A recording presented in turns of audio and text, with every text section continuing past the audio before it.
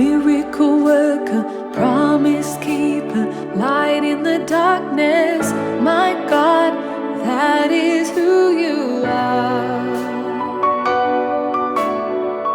Waymaker, miracle worker, promise keeper, light in the darkness. My God, that is who you are.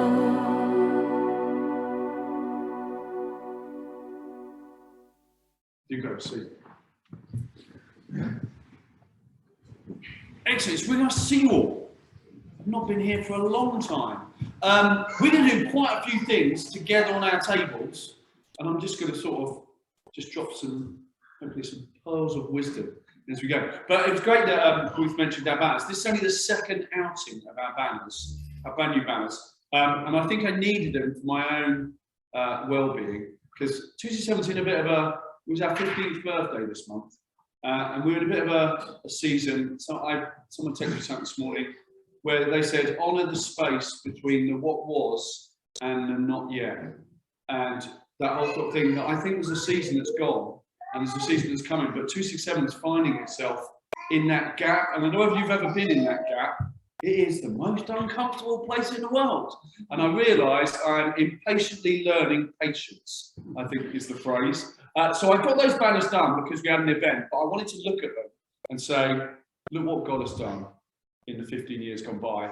And we're praying that God will do more. So they're sort of highlights from nearly the last 15 years, but particularly the last 5 years where God's been really, really faithful. So do chat to us afterwards.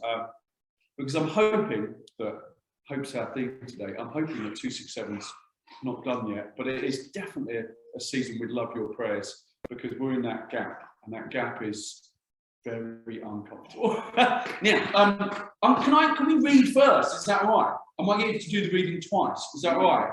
Because I realised I put it in the wrong space in the service. So I'm going to get you to do it twice. Is that all right? So you can do it now as we intro the theme, and then do it again in a minute. Is that all right? That'd be amazing. So we're going to just look at a couple of verses in the Old Testament. Go. Isaiah 40, verse 28 to 31. Do you not know? Have you not heard? The Lord is the everlasting God, the creator of the ends of the earth. He will not grow tired or weary, and his understanding no one can fathom. He gives strength to the weary and increases the power of the weak. Even youths grow tired and weary, and young men stumble and fall. But those who hope in the Lord will renew their strength. They will soar on wings like eagles. They will run and not grow weary. They will walk and not be faint. Amazing with that. Yeah, so we're going to talk about two things this morning. We're going to talk about hope and strength. Okay, there are two things. If you read the whole of the book of Isaiah, now he was a prophet in the Old Testament, which meant he spoke the words of God. He talks about three things. He talks about hope, strength, and comfort. And the reason he talks about them is because a big bunch of the time, God's people aren't where they should be. And have you ever done something wrong and your parents have that tone where they go, should you really have done that? What do we learn here? And Isaiah is trying to do it in the most gracious way, saying to God's people, I've not gone anywhere, but you're not where you should be. They're in something called exile for a bunch of it, which is a weird word. And I Googled it of actually what's a better way to explain exile. And they said this, it was misplaced or moved from your ideal location. And I thought, well, that's quite helpful, moved from your ideal location. So the first words, I've forgotten his name. Barney, the first words that Barney read, can anyone remember? The first line, what did you say, Barney? Is there... See, memory is just a trick, isn't it? What did you say? Do you not know? Do you not know? And the second one? Have you not heard? Do you know what he's saying there? God is saying, a bit like what those pictures are doing on the back. God is saying, have you any idea what I've done for you? Have you any idea all the ways I've been in your life? And so those pictures are saying, hey dude, do you want to come on the service? I'm going to pay for our flags in a minute. Kid, come here.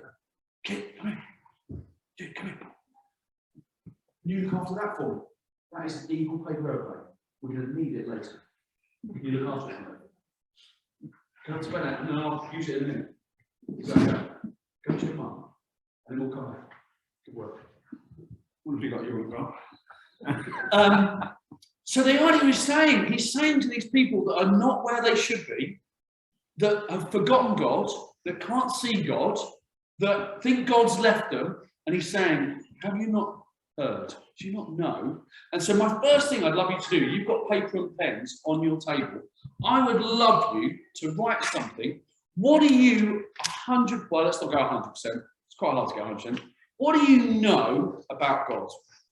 Where has God shown up in your world, in your life? Just going to chat to each other. What do you know about God? Where has he shown up in your, quite anything? It could be something big, it gave you parking space, it could be something small, whatever you like. The door's open. About 3 minutes. Yeah. Okay. Now, you're going to have to share some of these with it, but I'm not going to make you share anything. You can choose which one you have. And do you know why? Because I found this phrase as I was reading about the book of Isaiah, and he said this, he said, remembering brings strength. And I kept on going over in my head, remembering brings strength. Those banners, I didn't even think I was going to use them, but remembering brings strength. Looking at that, it goes, actually, God has been at work. And so the reason we write these things down is because remembering brings strength. When we feel like we're in a gap, when we feel like God's not present, when we remember what he has done, it brings strength, which is why this prophet starts by saying, have you not heard? Do you not know? Can you remember what God has done? So let's just shout out, if you're confident enough to shout out, something that you know of God, something where God has met with you or done something. Encourage you. Brilliant. That definitely brings to strength, doesn't it? Anything else? He answers our prayers. He answers our prayers. I bet a couple of, who else put answer prayers? That's always handy. Anything else? Faithfulness. Faithfulness. He gives us hope of everlasting life. Hope is so powerful, isn't it? Joy. Joy, and yeah, because that's another strength thing, isn't it? Actually, when we're having a tough time, joy is a gift, isn't it? Keeps his promises. Oh, do you want to unpack that a bit for me? What do you mean by that? I love that. He shows us what to do, particularly maybe when we're in a gap. You know, he shows us how to behave. Excellent. Now, remembering brings strength. So if you find yourself in a gap or saying, God, where are you? What are you doing? Go back a step and write down some of the places God's met with you or intersected in your life or done something, and then it will carry you through. And I think sometimes God's always doing things, but our vision goes, doesn't it? We don't see it enough.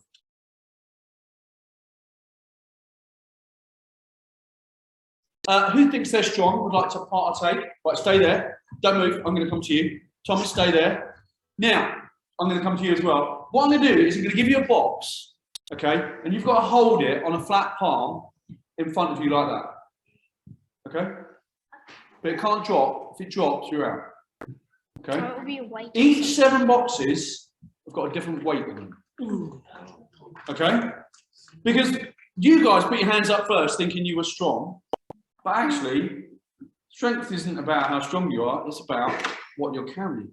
And that's what we want to think about, because you might think you're strong and you pick up the lightest box, you're going to look great.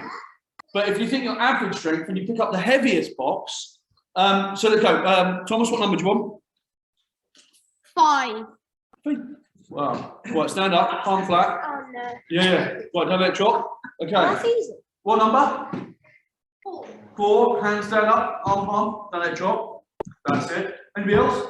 What number? 3. What number do you want? I'm saving my time. 4. 6. Okay. Oh, 6. Arm out firm. Now, I'm warning you now. You ready? Now, what else? Tracy, what do you want? 1, 2, or 7? 7. Stand up, Tracy. Arm out. You need to watch out whether anyone's dropping, okay? Jez, while you're there, you can have number 2. I'm sure quite strong. One more left. What's the Mine's last up. one? You pass that back, Heidi. The young man goes, on that flat. Mine's so heavy. How we doing? Mine is heavy. Yeah, if it helps, Josh, she has to have number 3 is the heaviest. And I think number 1 is the lightest. No, number 2's the lightest. Number 2 is the lightest. Tracy's got 2. No, she's got No, 7. Tracy's got, I've got the heaviest. How we doing? Bad. Are you struggling, Tracy? Are you Don't fine? drop it over the Yeah, probably don't drop over the lap. Hello. Now, just while they're finishing off, let's do it. If you had a cup of water, let's say if you had a cup of water, you'd be thinking, well, that's not that heavy. But if you held that cup of water for a couple of minutes, you'll probably be like, I'm just probably a bit bored now. But if you held that cup of water for an hour, you probably might start feeling it here, wouldn't you? If I said to you, you had to hold that cup of water for a day, I think your whole arm would be starting to spasm and probably ache, and afterwards you'd be in a lot of pain. Because actually it's not about how strong we are, it's not about that, it's about what we have to carry and how long for. Because we sit here, number 3 is definitely the heaviest, you can feel it afterwards. She's doing very well. But the idea is that we think we're strong, don't we? And all I've done is given you a little box, and already it's quite hard. And we can't, now, let's put them back on here. You've done well, give a round of applause.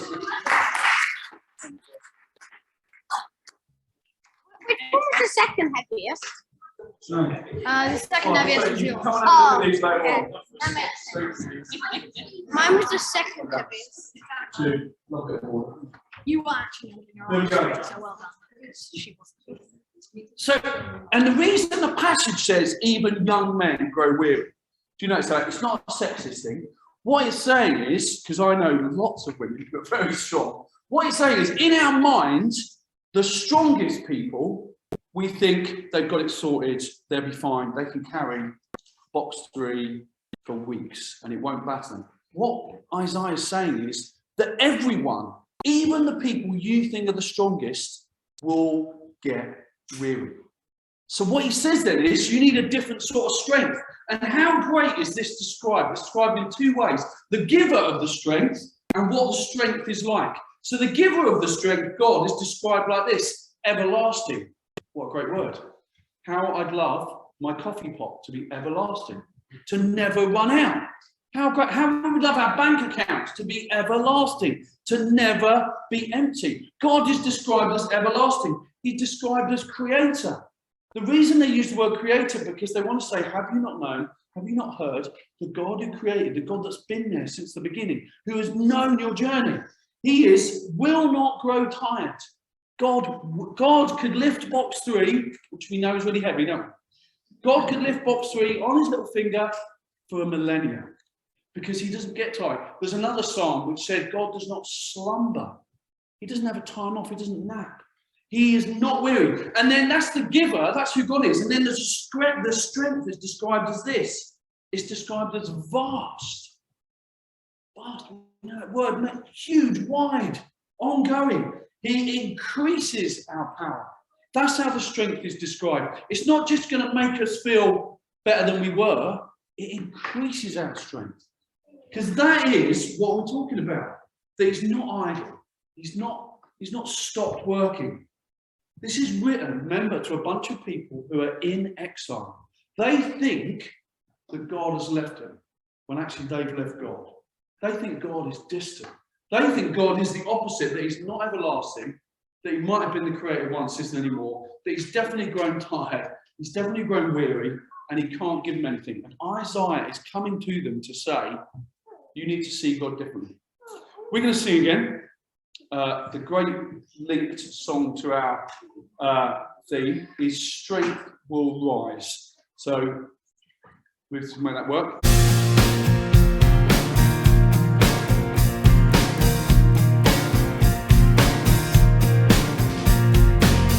Strength will rise as we wait upon the Lord. We will wait upon the Lord. We will wait upon the Lord.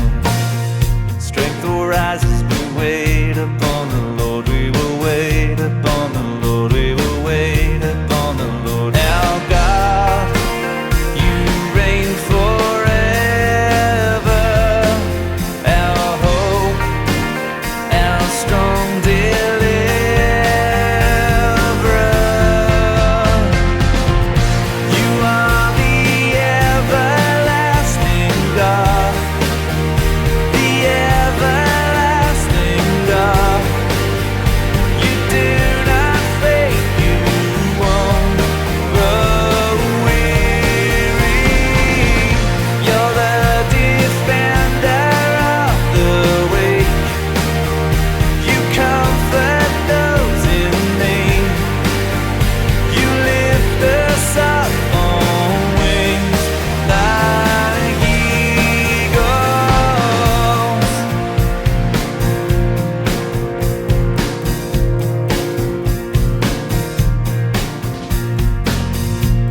will rise as we wait upon the Lord. We will wait upon the Lord. We will wait upon the Lord. Strength will rise as we wait upon the Lord. We will wait upon the Lord. We will wait upon the Lord. Our God, you reign forever. Our hope, our strong deliverer.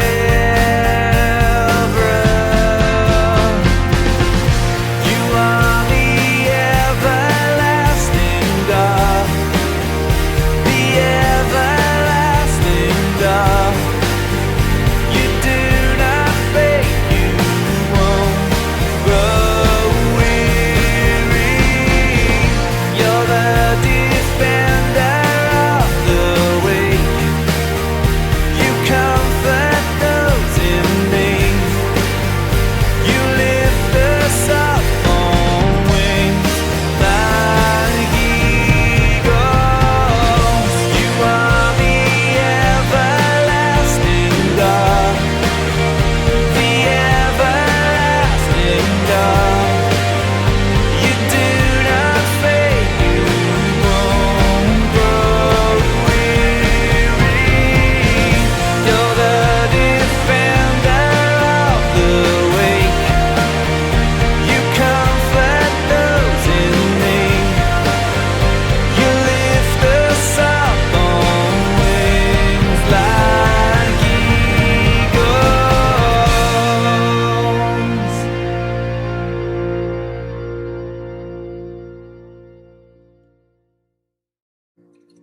Great stuff. Grab a seat. So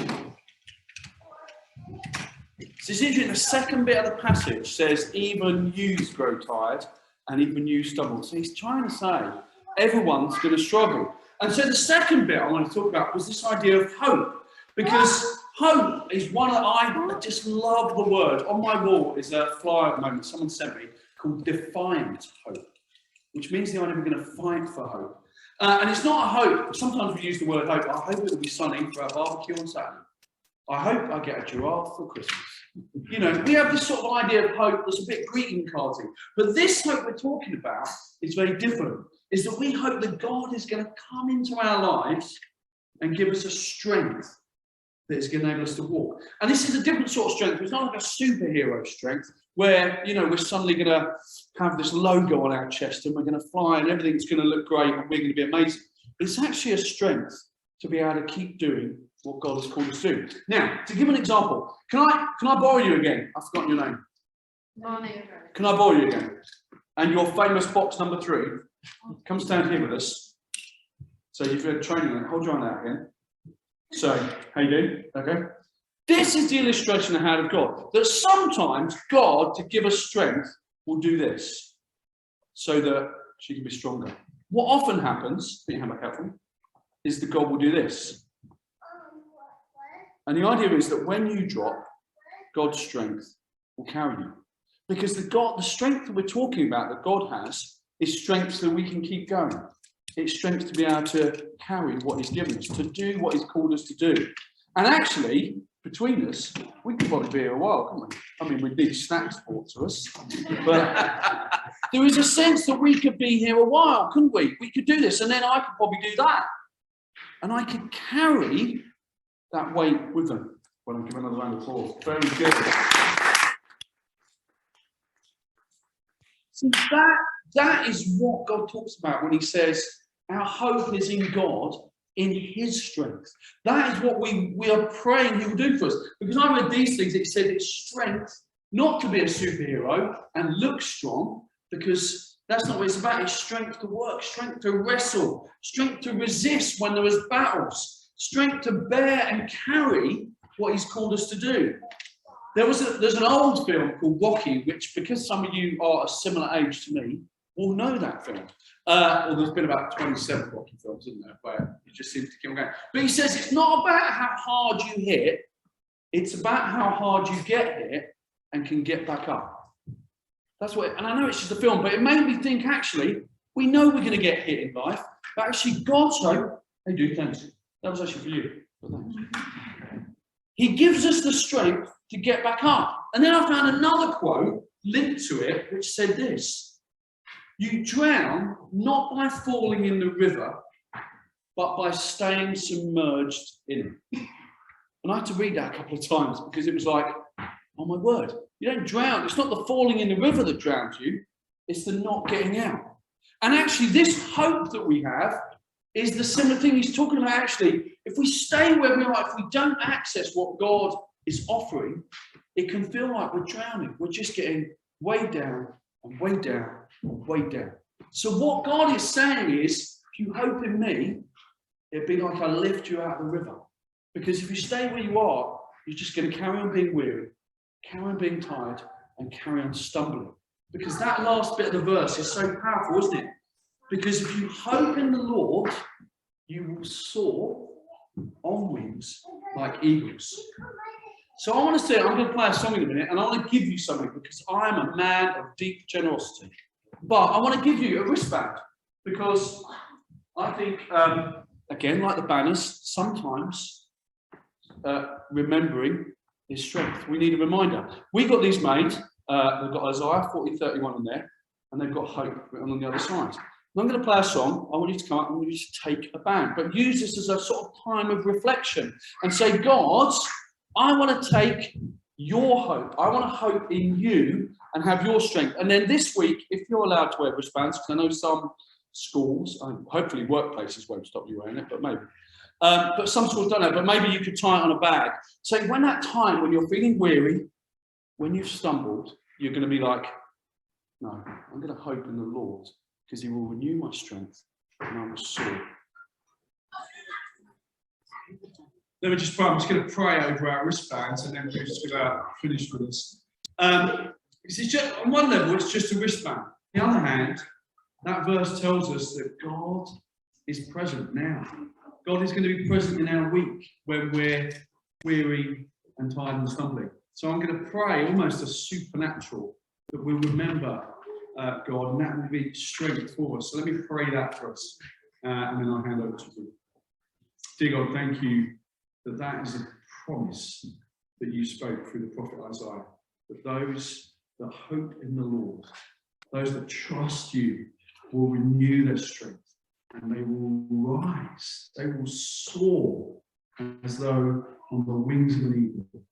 And it will enable us to run and walk and move without being faint or tired, because we are being lifted by your strength. So this week, whether our week feels like it's already a weary, tired week, or it's a week that we're looking forward to, would we look to these wristbands and be reminded of who you are? Do you not know? Have you not heard? The Lord is an everlasting God. Would there be strength in remembering who you are this week? Amen.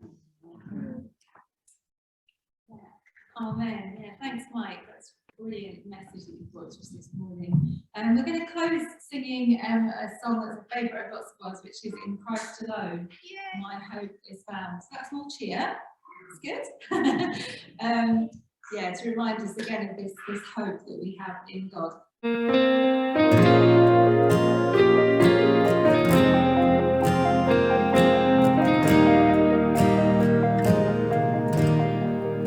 In Christ alone, my hope is found. He is my light, my strength, my song. This cornerstone, this solid ground, firm through the fiercest drought and storm. What heights of love, what depths of peace, when fears are stilled, when striving cease. My comforter, my all in all, here in the love of Christ I stand.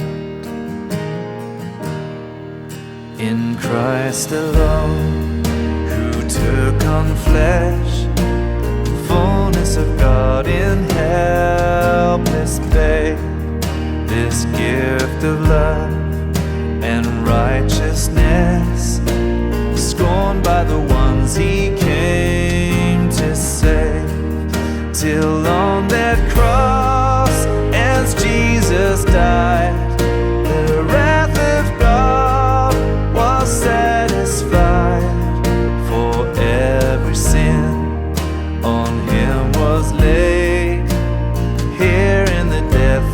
Christ I live.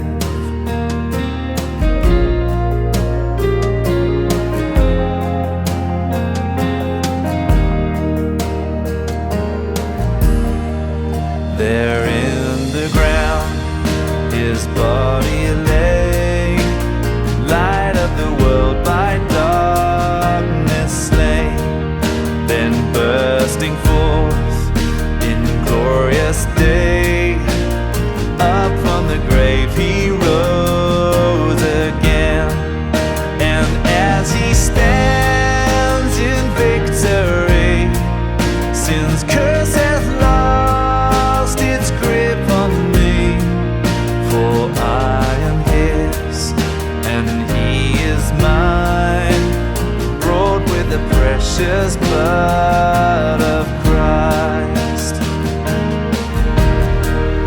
No guilt in life, no fear in death. This is the power of Christ in me. From life's first cry to final breath, Jesus commands my destiny. No power of hell, no scheme of man can ever pluck me from his hand till he returns or calls me home. Here in the power of Christ I'll stand. No power of hell, no scheme of man can ever pluck me from his hand till he returns or calls me home.